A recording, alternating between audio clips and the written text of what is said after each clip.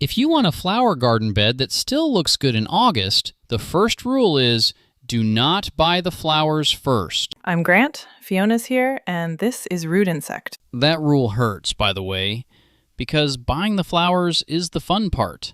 Nobody strolls into a garden center saying, "Point me toward your most emotionally fulfilling edging solution." And that is why people come home with 12 zinnias, 3 lavender plants, no plan, and a bed shaped like a melted pancake. Today we're talking about how to make a flower garden bed in 2026 without turning 6 weekends into punishment. The big idea is boring but powerful. Pick the spot, cut a clean edge, improve the soil, and set up watering you'll actually use. Especially the watering. Everyone is a hand watering hero in May. By late July, when it's 91 degrees and the mosquitoes are organized, that confidence disappears. So before plants, we start with the site. The article makes a smart point. Go look at the spot at 9 a.m., noon, and 4 p.m., because morning sun can lie to you. It really can. A bed that looks sunny while you're holding coffee may be shaded by a maple by lunchtime. Most flowering perennials want about 6 hours of sun.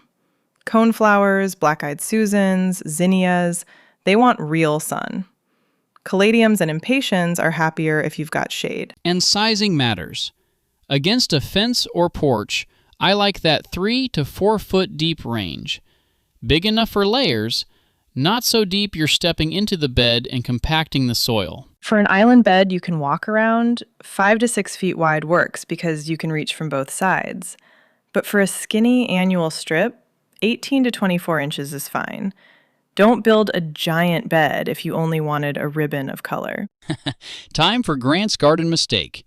I once made a front walk bed by eyeballing the curve, cutting it immediately, and then standing in the driveway to admire it. Admire is generous. It looked like a kidney bean having a personal crisis. Then I planted clearance salvia in bagged garden soil, mulched it like I was insulating an attic, and by July, the crabgrass had reclaimed the property. That's why the hose trick is so useful. Lay a garden hose where the edge might go, then look from the driveway, the sidewalk, and a window. Move the hose before you cut turf. Spray paint is commitment. A hose is a suggestion. Tools, then. The article is refreshingly anti-gadget. You don't need a barn full of equipment. You need to cut, lift, loosen, and edge. The standout tool mentioned is the Fiskars Ergo D-handle steel garden spade. Not glamorous.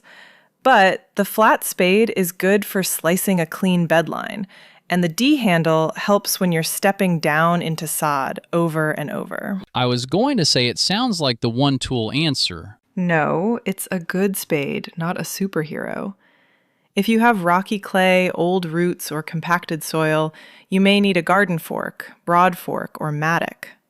A spade is not a pry bar, and tree roots do not care about your optimism. Fair. Minimum kit.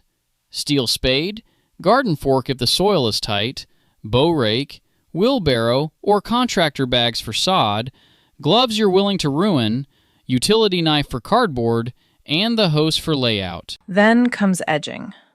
Clean edges are what make a new bed look intentional instead of like a lawn accident.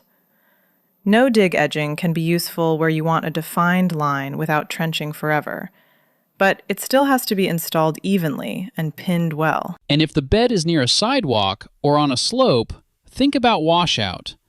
One storm can move mulch faster than you expect. Keep mulch around 3 inches after planting, not 6. Too much mulch can bury plant crowns, especially things like lavender that hate sitting wet. Mulch should suppress weeds and cool soil, not smother the bed. Soil prep is where people try to cheat. I have personally believed one bag of garden soil could fix everything. Compost is the better starting point. Not mystery fill, not heavy clay in a plastic bag. Add compost that improves structure. Then loosen compacted areas without pulverizing the whole bed. You want roots moving through the soil and water soaking in instead of running off. And for patios or awkward little spaces, the article suggests modular planter and watering systems instead of pretending you'll hand water twice a day. Which is not laziness. It's design. If the garden depends on you remembering a chore during the hottest week of summer, build in help from the start. Near the finish here, Fiona, give us Fiona's 30-second verdict. My verdict? Yes, make the flower garden bed. But only after you map sun, shape the edge with a hose, and fix the soil first. Maybe on buying new edging, because no-dig edging is helpful in tidy, visible spots, but unnecessary if a sharp spade-cut edge will do. No to buying plants first, because pretty flowers cannot outgrow bad placement, compacted soil, and a watering plan based on wishful thinking. If this saved you from a kidney bean flower bed or a cart full of homeless perennials, subscribe and hang around with us for more practical gardening conversations. If this helped, hit subscribe.